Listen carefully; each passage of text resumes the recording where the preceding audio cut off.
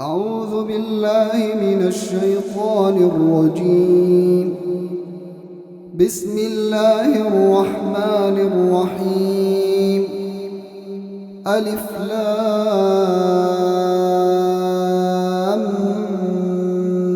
ميم را. تلك آيات الكتاب والذي أنزل إليك من ربك الحق ولكن أكثر الناس لا يؤمنون. الله الذي رفع السماوات بغير عمد ترونها ثم استوى على العرش وسخر الشمس والقمر كل يجري لأجل مسمى يدبر الأمر يفصل الآيات لعلكم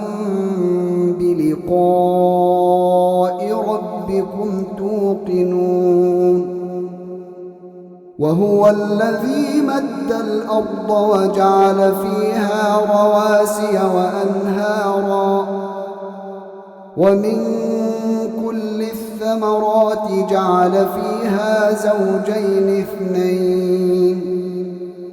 يغشي الليل النهار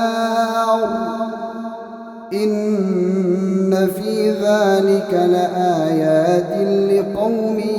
يتفكرون. وفي الأرض قطع متجاورات وجنات من أعناب وزرع ونخيل صنوان وغير صنوان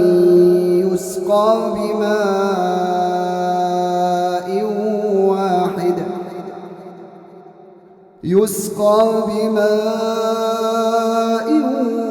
واحد ونفضل بعضها على بعض في الأكل إن في ذلك لآيات لقوم يعقلون. وإن تعجب فعجب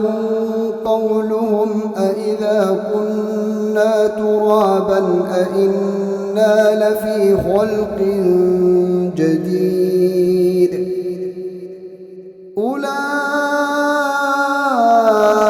الذين كفروا بربهم وأولئك الأغلال في أعناقهم وأولئك أصحاب النار هم فيها خالدون. ويستعجلونك بالسيئة قبل الحسنة وقد خلت من قبلهم المثلات وإن ربك لذو مغفرة للناس على ظلمهم وإن ربك لشديد العقاب. ويقول الذين كفروا لولا أنزل عليه آية من ربه إنما أنت منذر ولكل قوم هاد. الله يعلم ما تحمل كل أنثى وما تغيض الأرحام وما تزداد وكل شيء عنده بمقدار. عالم الغيب والشهادة الكبير المتعال سواء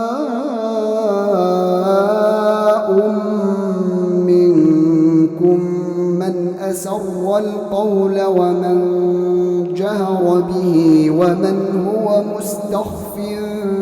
بالليل وسارب بالنهار له معقبات من بين يديه ومن خلفه يحفظونه من أمر الله إن الله لا يغير ما بقوم حتى يغيروا ما بأنفسهم وإذا أراد الله بقوم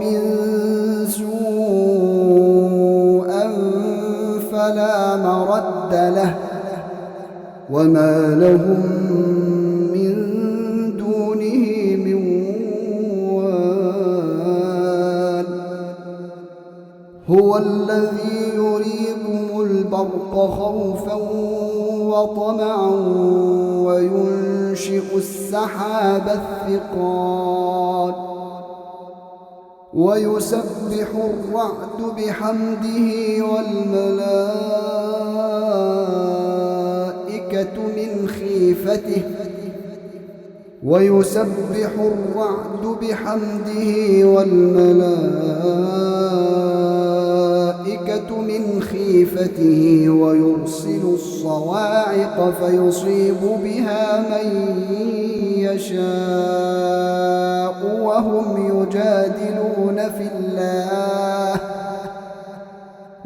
يجادلون في الله وهو شديد المحال له دعوة الحق والذين يدعون من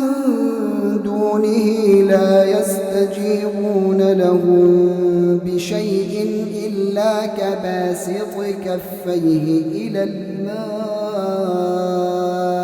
ليبلغ فاه وما هو ببالغه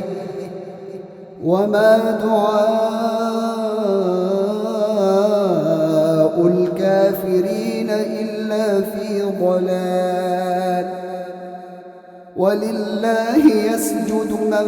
في السماوات والأرض طوعا وكرها وظلالهم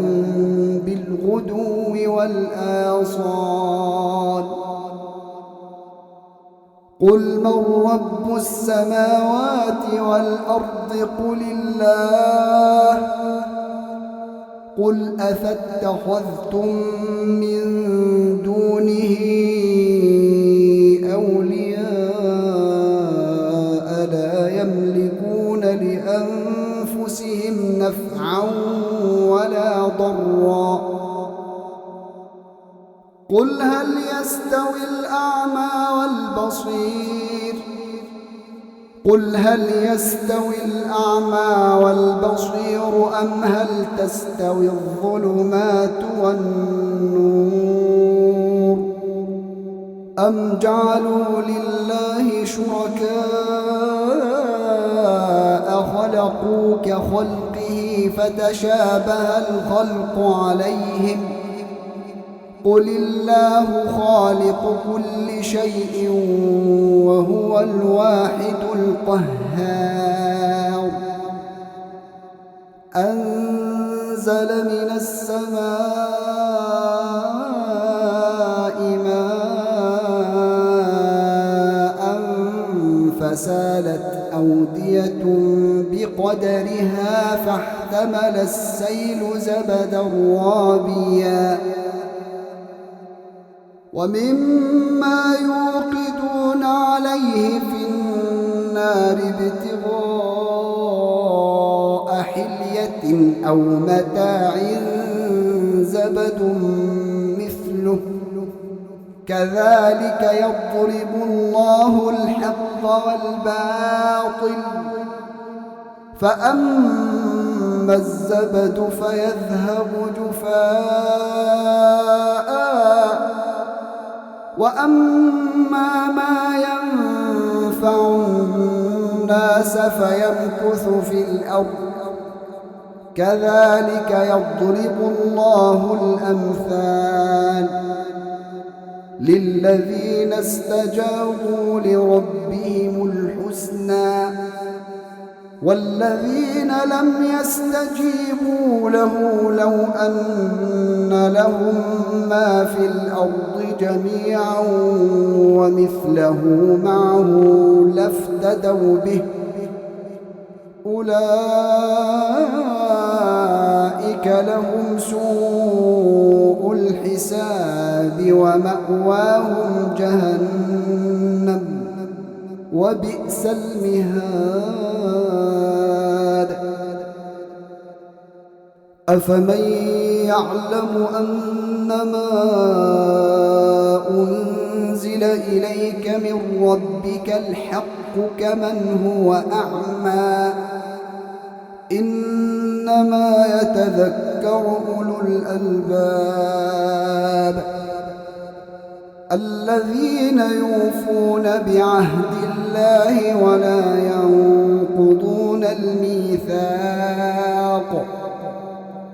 والذين يصلون ما أمر الله به أن يوصل ويخشون ربهم ويخافون سوء الحساب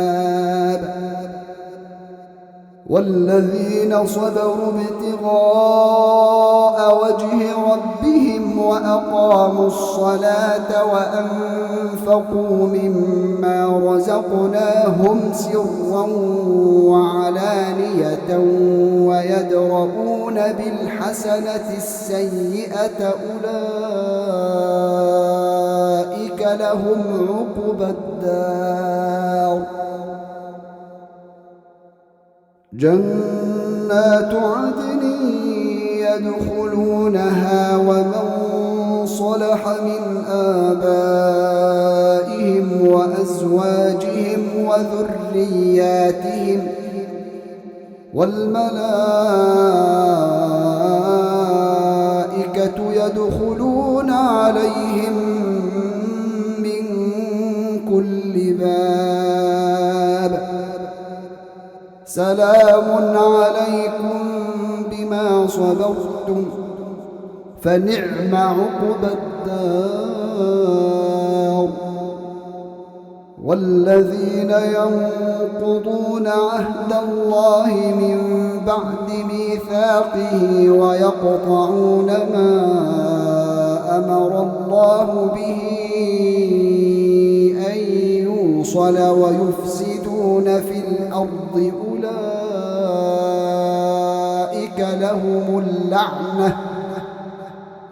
أولئك لهم اللعنة ولهم سوء الدار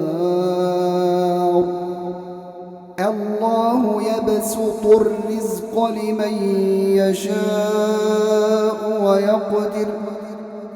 وفرحوا بالحياة الدنيا وما الحياة الدنيا في الآخرة إلا متاع ويقول الذين كفروا لولا أنزل عليه آية من ربه قل إن الله يضل من يشاء ويهدي إليه من أناب الذين آمنوا وتطمئن قلوبهم بذكر الله ألا بذكر الله تطمئن القلوب الذين آمنوا وعملوا الصالحات طوبى لهم وحسن مآب كذلك أرسلناك في أمة قد خلت من قبلها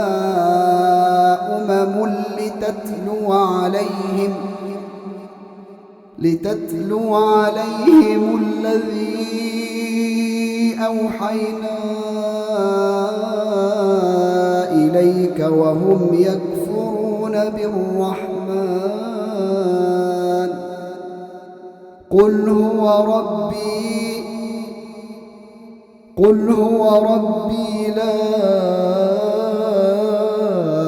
إله إلا هو عليه توكلت وإليه متاب ولو أن قرآنا سيرت به الجبال أو قطعت به الأرض أو كلم به الموتى بل لله الأمر جميعا أفلم ييأس الذين آمنوا أن لو يشاء الله لهدى الناس جميعا ولا يزال الذين كفروا تصيبهم بما صنعوا قارعة أو تحل قريبا من دارهم حتى يأتي وعد الله إن الله لا يخلف الميعاد ولقد استهزئ برسل من قبلك فأمليت للذين كفروا ثم أخذتهم فكيف كان عقاب أفمن هو قائم على كل نفس بما كسبت وجعلوا لله شركاء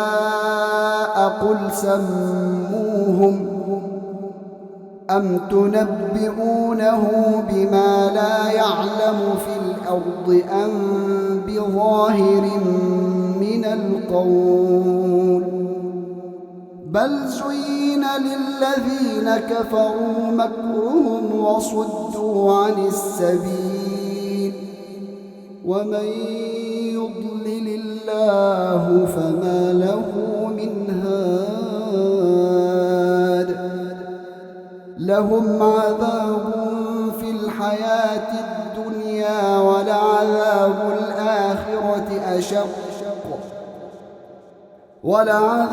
الآخرة أشق وما لهم من الله من واق مثل الجنة التي وعد المتقون تجري من تحتها الأنهار أكلها دائم وظلها تلك عقبى الذين اتقوا وعقبى الكافرين النار والذين آتيناهم الكتاب يفرحون بما أنزل إليك ومن الأحزاب من ينكر بعضه قل إنما أمرت أن أعبد الله ولا أشرك به إليه أدعو وإليه مآب وكذلك أنزلناه حكما عربيا ولئن اتبعت أهواءهم بعدما جاءك من العلم ما لك من الله من ولي ولا واق ولقد أرسلنا رسلا من قبلك وجعلنا لهم أزواجا وذرية وما كان لرسول أن يأتي بآية إلا بإذن الله لكل أجل كتاب يمحو الله ما يشاء ويثبت وعنده أم الكتاب وإما نرينك بعض الذي نعدهم أو نتوفينك فإنما عليك البلاغ وعلينا الحساب أولم يروا أنا نأتي الأرض ننقصها من أطرافها والله يحكم لا معقب لحكمه وهو سريع الحساب وقد مكر الذين من قبلهم فلله المكر جميعا يعلم ما تكسب كل نفس وسيعلم الكفار لمن عقبى الدار